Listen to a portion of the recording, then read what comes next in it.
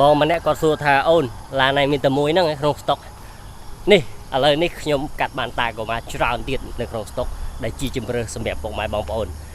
ត្រូវការមួយណាប្រភេទពងពីកាបតាស់ត្រង់វែងត្រង់ខ្លី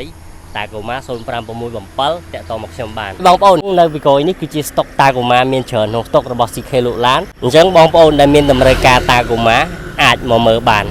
តោះ let's go ក្នុងចំណោមតាកូម៉ាទាំងអស់នេះនៅវីកុយនេះតើមួយណាជាតម្រូវការរបស់ពុកម៉ែបងប្អូនឥឡូវនេះវាយមកជួតែម្ដងស្តុកថ្មីរបស់ CK លោកឡានខេត្តកំពង់ធំនៅពីក្រោយក៏មានស្តុកផ្សេងទៀតដែរមក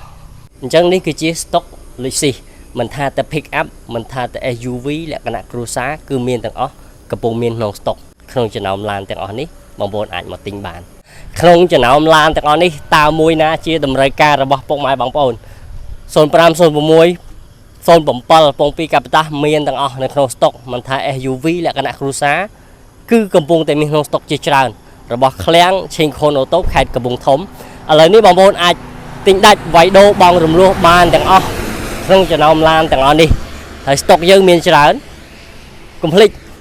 តាក់ទងមកខ្ញុំ CK លោកឡានដែលមានលក់ឡាននៅឃ្លាំងឆេងខុនអូតូខេត្តកំពង់ធំបងប្អូននិយាយពីថាបើស្តុកឡាននេះគឺសុទ្ធតាកូម៉ាតែក៏ពិតខ្ញុំលក់ទាំងអស់ទាំង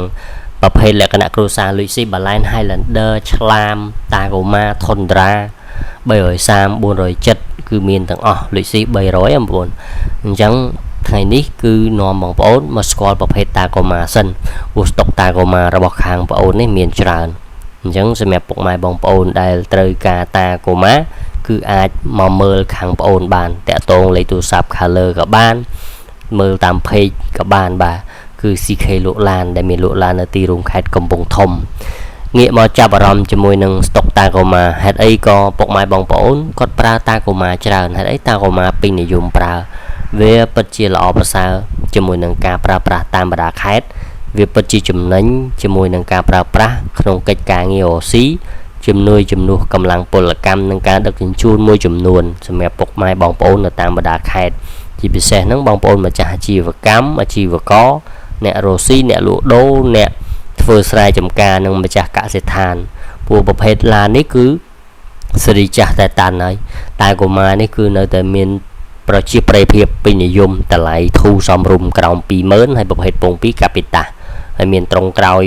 សម្រាប់ដឹកអញ្ចឹងគឺវាចំណេញតែម្ដងអ្វីដែលពិសេសហ្នឹងគឺជាក្រុមហ៊ុនរបស់ Toyota អញ្ចឹងក្រុមហ៊ុន Toyota គឺចាស់ហើយតាន់ហើយជាពិសេសមួយទៀតនោះនៅតាមបណ្ដាខេត្តជាងនៅក្នុងប្រទេសកម្ពុជាយើងគាត់មានចំណេះជំនាញក្នុងការជួសជុលឡានហើយគ្រឿងបន្លាស់ហ្នឹងក៏សម្បូរបែបនៅតាកូម៉ាហ្នឹងដូច្នេះជំរើសសម្រាប់ពុកម៉ែបងប្អូនត្រូវការតាកូម៉ាគឺមិនខុសទេគឺយើងប្រើប្រាស់វាប្រកបជាចំណេញឲ្យវាជួយដឹកជញ្ជូនឲ្យវាជួយរលុយសម្រាប់យើងពីព្រោះអីយើងមិនអាចទិញឡានគ្រាន់តែជិះសង្ហាទេគឺជិះសម្រាប់ប្រកបកិច្ចការងារ OC ប្រកបរបរ OC និងជំនួសពលកម្មផងដែរបាទ